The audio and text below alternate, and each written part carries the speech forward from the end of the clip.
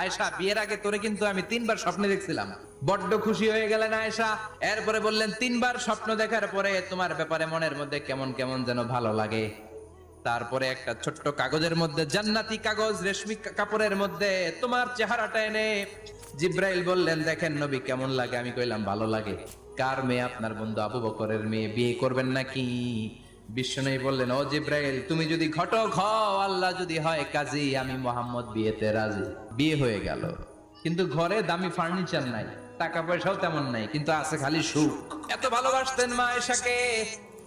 মা আয়েশা গ্লাসের যেই জায়গা দিয়ে পানি খেতেন, বিশ্বনবী ওই জায়গায় মুখ লাগিয়ে পানি খেত। মা আয়েশা গোশতকে হাড্ডি ফেলে দিলে বিশ্বনবী ওই হাড্ডিটা নিয়ে চষতে শুরু করে দিত। এক বালতি থেকে পানি নিয়ে দুইজনে গোসল করত। আবার বিশ্বনবীর সাথে সাথে মাঝে মাঝে বায়না ধরতো, মাঝে মাঝে রাগও করতো। বিশ্বনবী বলেন, আয়েশা, কখন তুমি রাগ করো, কখন